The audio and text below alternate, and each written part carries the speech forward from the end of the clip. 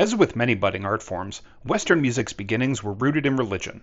Intent to get itself on your ass, the medieval period is the earliest era we think of when talking Western music, and it encompasses the largest amount of time, about 1,000-year span between the 6th and 15th centuries CE. Much of this period's music was sacred and vocal. Think about it as pretty much 1,000 years of your mom's Gregorian chant CD on repeat. In its infancy, like stories or herpes, Western music was largely spread orally. Early renowned music scholar and defeatist Isidore of Seville stated, "Unless sounds are held by the memory of man, they perish, because they cannot be written down." F that in the A, said Aurelian of Riom. Aurelian and others started writing down the tonal direction of the chants that were boring everyone to sleep, and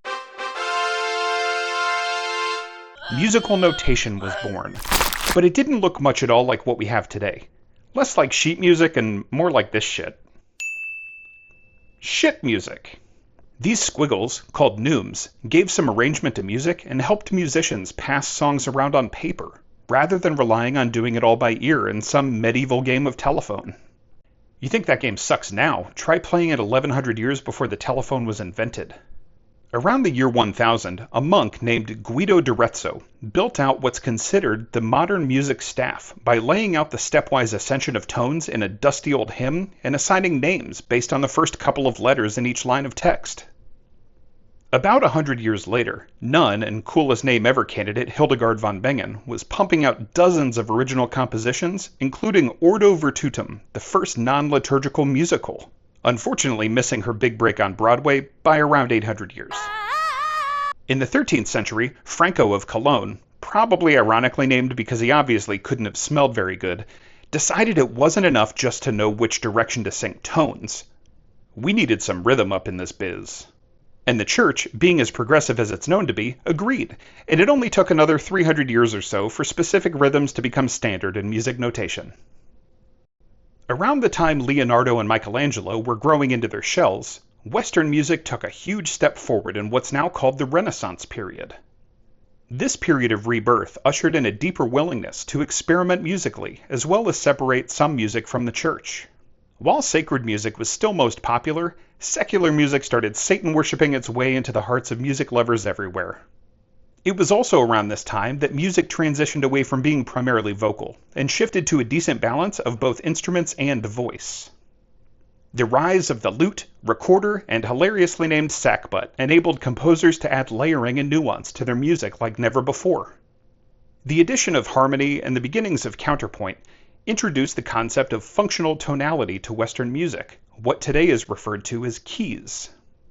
Have you ever listened to something and noticed that you could predict where it was going to end up, maybe even if you had never heard it before?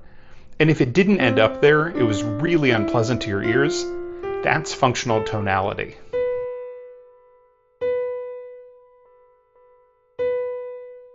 While only lasting around 2 centuries, the Renaissance period laid the groundwork for some of the biggest innovators in music, and created a musical style adored by sweaty turkey leg-eating fairgoers to this day.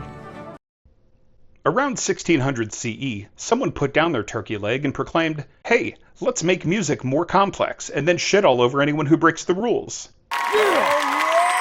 Yeah. And thus, we entered the Baroque period. This period, more than any before or since, introduced guidelines to music composition, and influenced the Western ear so much that its general rules are largely still followed by popular music artists, even the terrible ones. In 1685, 2 giants were born, Johann Sebastian Bach and George Friedrich Handel. These guys weren't okay with sharing some talent with the rest of us, and they basically dedicated their lives to writing music so brilliant that it was adopted as the only correct way to music. Much of the era's music was still written for the church, with Bach being a big cantata guy, and the first word of Handel's best-known work being instantly recognizable by pretty much everyone. But secular music was still gaining popularity, being featured in royal courts around Europe and providing the main soundtrack for dances as rich kids all over were burning the floor to Bach's gigs, sarabans, and chaconnes. Upon the publishing of his fluid, seminal work, The Well-Tempered Clavier, Bach dropped the hammer on what music was. And, just as he invented the rules, he also started breaking them. realizing that great music could be achieved by introducing stuff that sounded weird through clashes called dissonance. When questioned about how he could break the established rules, Bach was quoted to have said, "Fuck off."